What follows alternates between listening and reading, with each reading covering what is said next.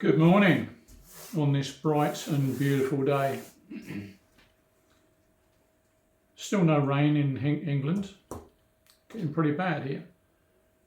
We do with some water from the sky.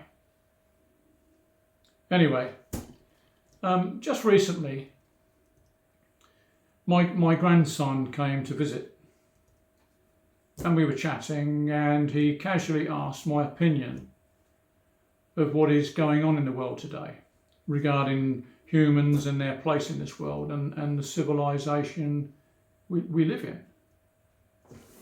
Now, Jack, he's a very serious young man, 22, going on 42. And he's an accountant, but as I say, very serious young man. And I just said to him, please don't take my word for it, and feel free to do your own research. And I went on to say roughly this, which I find is fairly accurate. Probably the peak of our own civilization was without doubt the Victorian age. Britannia still ruled the waves, and Britain was the biggest empire the world has ever seen. Rightly or wrongly, I'm not defending it, I'm just observing what has happened in history. Many will decry the Victorian age as a rampant imperialism when Britain ruled half the world. But having said that, we British of today are not responsible for our ancestors. But many would disagree with me, especially a certain type of intellectual we seem to have bred into our modern society, who are out to destroy every last vestige of decency that came with imperialism. Because it certainly wasn't all bad. There was a lot of good that came with it, taking people out of abject poverty and educating the masses. And as a result, the Commonwealth is still alive and kicking. Only just, but it's still there. And when we talk about the Victorian age, people go back to the 1890s. In actual fact, the last vestiges of Victorian age lasted right up until the 1960s. And then came the new freedom, which liberated both men and women. But some would say that the new age just escalated the decline with the sexual revolution and the change in moral attitudes. Was great change in those times. Going back a little bit to the end of the First World War, the downfall began to take its hold, and the rest is just history, of course. And like every civilization before us, it died with a whimper, not a bang. And it collapsed for many reasons. But it's usually small societal changes and the decline, and very often we lose our cultural identity by mass immigration and weak leadership. It happened in the Roman Empire with the arrival of the Huns and the mass migration of the barbarian tribes, along with huge military spending and a loss of traditional values within the society. It also happened to the Ottoman Empire, and probably the biggest reason for that was choosing the wrong side during World War I. Civilizations all start as little tiny saplings and grow into mighty oaks. And just as it reaches its peak, bits start to fall off, starting with leaves, then twigs, then branches, and eventually the whole tree dies. It takes a while, but its demise is inevitable. A bit like getting old, I guess. The beginning of our crash came with the First World War and the introduction of mass propaganda, when the whole country was encouraged to believe in what they were told by the warmongers. still happening today. There was a big poster in the First World War with Lord Kitchener pointing his finger and saying, "Your country needs you." And it was a way of inevitably intimidating impressionable young men. And of course it created a frenzy of enlistment by naive young men who became known as Fred Carnot's army, which mainly consisted of butchers, bakers, farmers, tradesmen and labourers. And after their very, very brief training on how to fire a gun, they were all inevitably used as cannon fodder in a pointless war. They were encouraged by mass propaganda by the then press and made into scapegoats if they did not comply. Ringing any bells with today? Yeah. Consequently, that war killed 20 million people and another 20 million were wounded. 40 million casualties, all because of one man was assassinated in Serbia. And other countries overreacted. Time passes on another 20 years and then a man from Austria who invaded another country, which consequently escalated into another world war, this time killing 50 million people, including 18 million Russians, who, without, we would have lost the war. That's for sure, and the fact that many would deny today. These two wars in Europe were the most devastating events in world history. And they started in Europe, but both were eventually settled outside from Europe. Europe seems to be a tinderbox, as it is today. And this may well be a lesson not to interfere in other people's wars. But the media will have you believe otherwise by withholding the truth. The propaganda will nudge you into fear, paranoia, and eventually rash decisions that you may later regret for the rest of your life. Media is a very, very powerful tool indeed, and it has always been so. And it's always been used in nudging opinions of the unaware, especially in times of war, elections, and more recently what they believe to be an emergency, predicted by computer modelling, which by all accounts got it very, very badly wrong, but which was covered by the mainstream media and extolled by them extensively, from the Sun to the Times newspapers. Regardless of the newspaper being a red top or a broadsheet, they preach from the same Bible, they just sing a different hymn. Just remember, a newspaper is just an opinion of an editor who can definitely be influenced by powerful people and institutions. Many an election has been won by the press.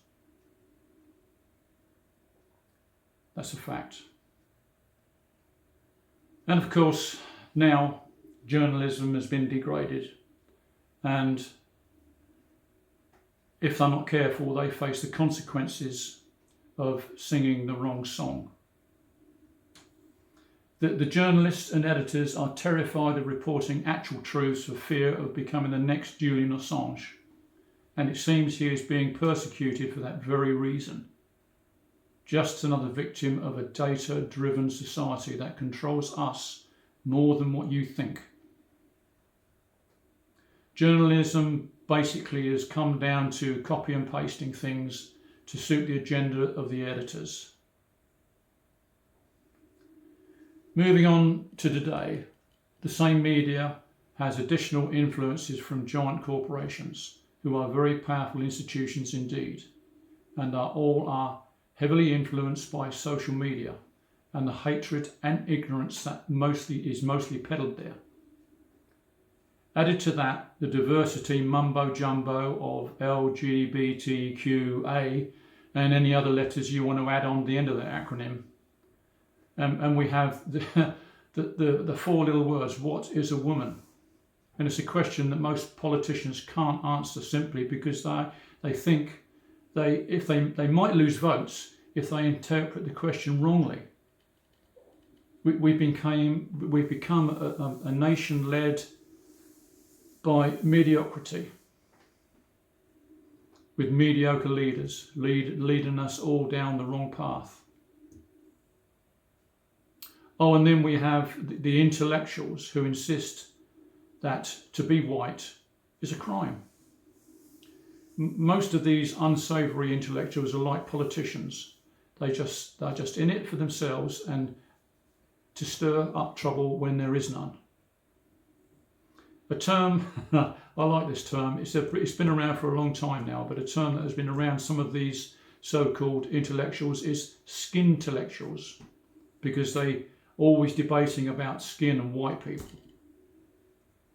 And skintellectuals sums up perfectly what their racism is no different than anyone else's. Now, our once free and diverse internet that originally sparked the Arab Spring has now been taken over by big corporations that silence the masses with pernicious censorship disguised as spreading disinformation or misinformation. This really has become the ministry of truth. Just one of the ministries from George Orwell's 1984 dystopian novel. The other ministries were the Ministry of Peace, the Ministry of Love, and the Ministry of Plenty.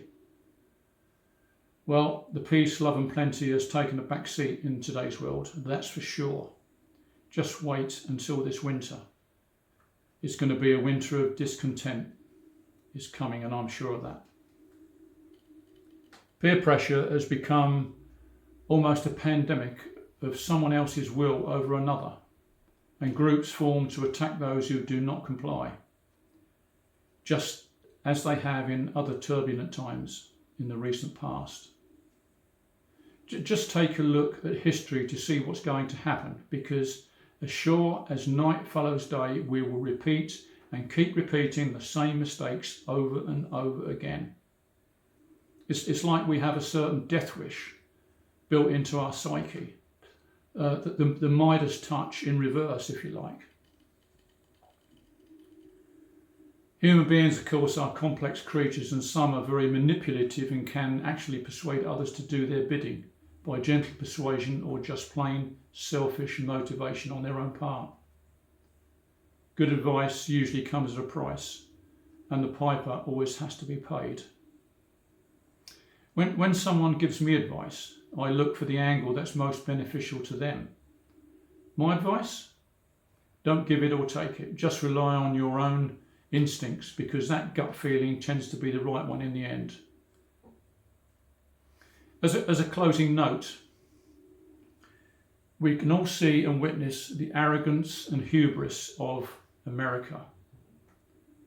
And we know what follows hubris, and that is nemesis. And I sincerely hope that our civilization ends with a whimper and not a bang. I don't have any specialist knowledge of history, but it's all there to be read by anyone. The only thing to bear in mind is that history is usually written by the victors, so caution should be applied when applying apply caution when reading biased accounts of history. As an example,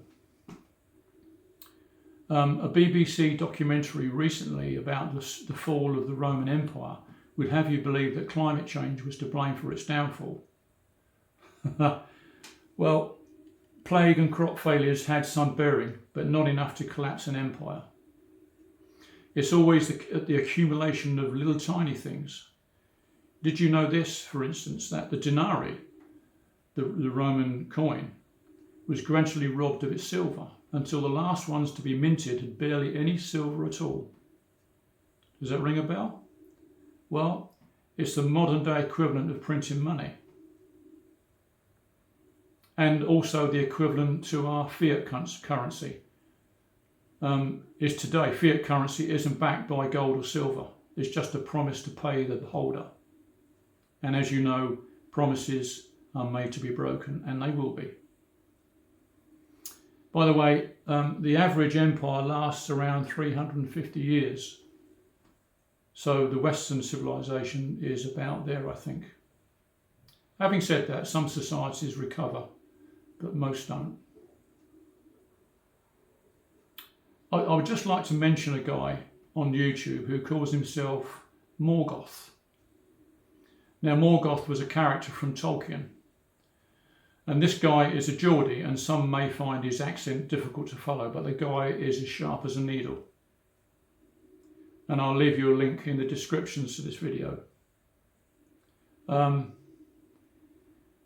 what I'm saying here is exactly what he says, with a similarity to the Star Wars movies and the storyline that changes from the beginning of hope in the beginning to doubt and confusion in the end, which is where we seem to be right now in our journey through civilization. Most, if not all, civilizations fall, but the people still remain. It's the driving forces by leaders and the need for constant change that destroys that society. And hubris is their deadliest enemy. But few realise until Nemesis comes, and it always does. I thank you for listening to my rant, and that's what I basically told my grandson. And he can make his own opinion, as you can.